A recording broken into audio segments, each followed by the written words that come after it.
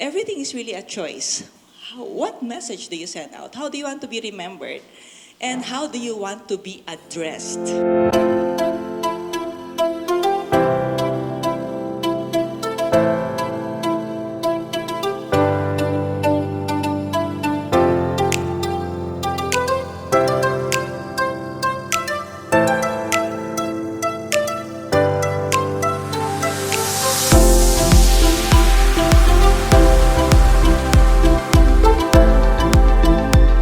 When you enter the room, how do they remember you? Do they remember you with your shouting voice? Do they remember you with your calmness? Do they remember you with your elegance?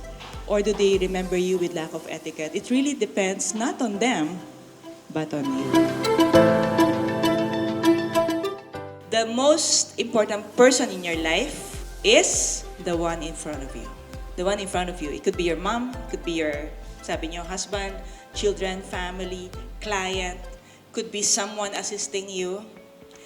The reason why sometimes they don't feel that they are important is because you're not present.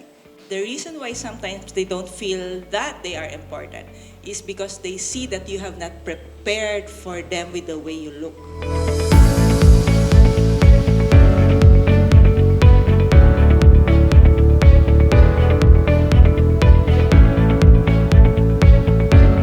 When we see image as a message, let me repeat that.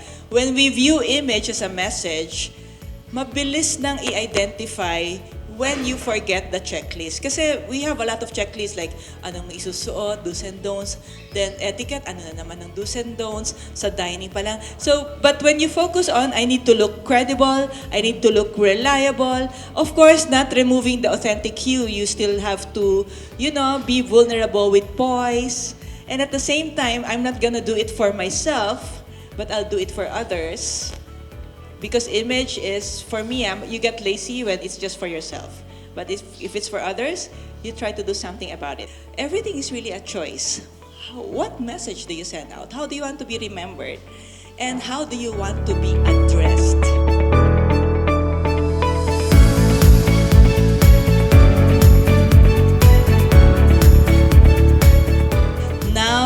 The Lord brought me to a place where I can be contented happily with peace.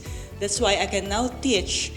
I'm not even teaching you any brand, but I'm teaching you life principles of putting things together appropriately.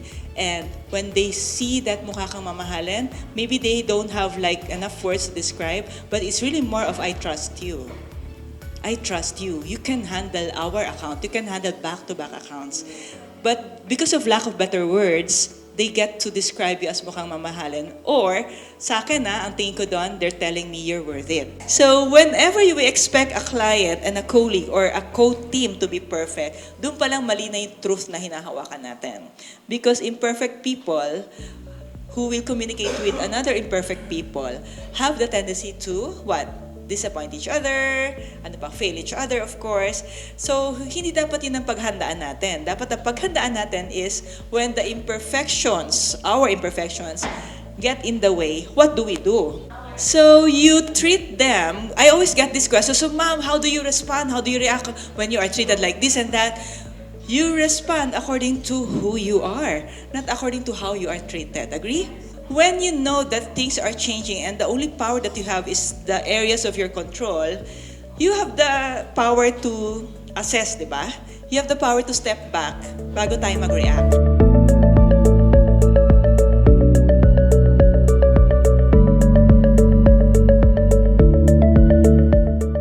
The mark that you leave, no?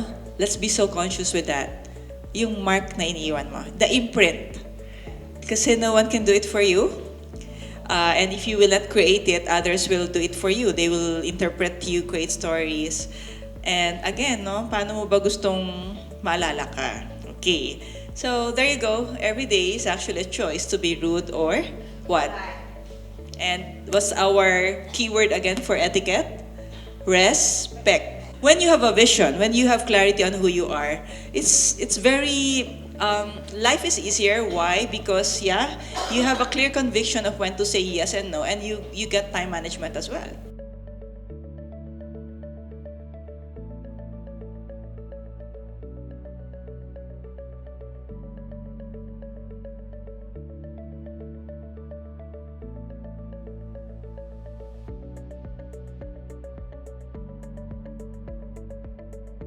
image is, it takes courage, but we only have a limit to our courage. And when you feel that you are limited, hang on to someone who is not limited, and that is the Lord.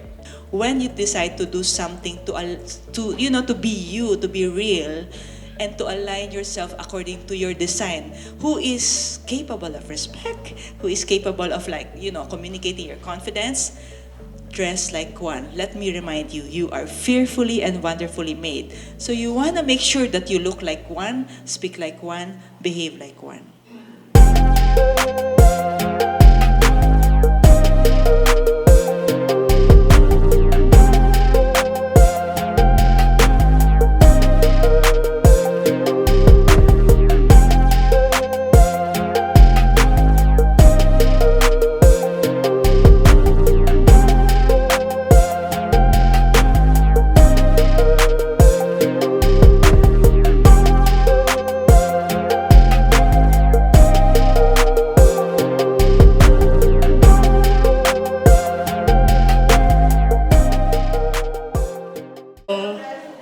Um, yeah, okay.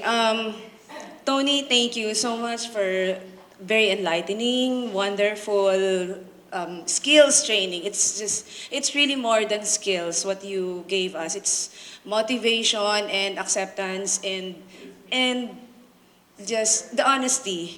But thank you, Tony, really for accepting us for this skills training at all. Tony, thank you so much. It's so wonderful to meet you and your team. We're grateful that you're here. To be honest, I really think that this is the best team building week that we've had, or a session that we've had. Thank you so much.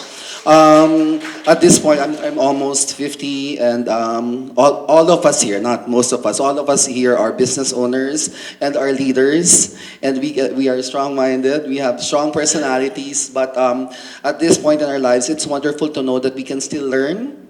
We can still learn. I must say, I learned a lot today, and I'm gonna be reviewing the manual, and I look forward to receiving this material so I can review the slides again, and really apply the learnings from today. How I look forward to teaching my team the learnings from this session. No? Hi, I'm Rachel from the Bridesmaids and Company, and I would just like to thank Miss Toni Miranda for giving me a fresh perspective on how and why we do business and why we do it the way we do. So even after 31 years of being in the wedding industry, I have learned a lot of new things today, and I look forward to practicing these daily. Thank you. Hi, I'm Agnes Tuale, a professional wedding planner from Dumaguete City of Weddings Exquisitely Designed. Today we're so happy with the workshop that we did with Miss Toni Miranda. And we really think that elevate and celebrate is the perfect embodiment of the vision and mission of Philippine Association of Wedding Planners. It's such a perfect workshop that would push us forward in this very dynamic industry.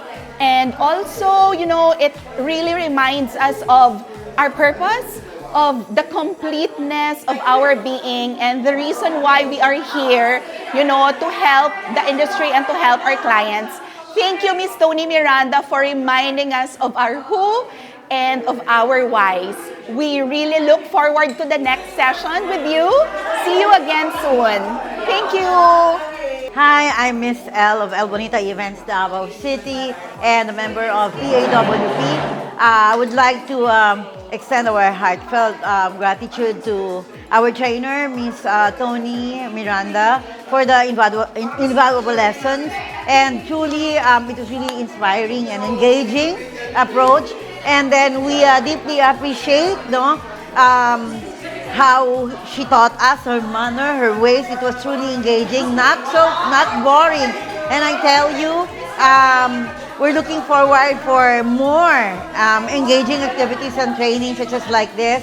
Thank you for all the learnings about etiquette, about credibility, authenticity, and reliability, in which our industry, the wedding industry and the social events industry, I think really needs it. So, looking forward. Thank you, Miss Tony, and for more trainings to come for us. Hello, Tony. Thank you so much for sharing your life experience with us. You are nothing but the real CRV. You are very credible, you are very reliable, and the most authentic person I have ever gotten to meet. Despite all that has happened to you, you are still able to share your life, be humble enough to do this training with us. Thank you for accepting us.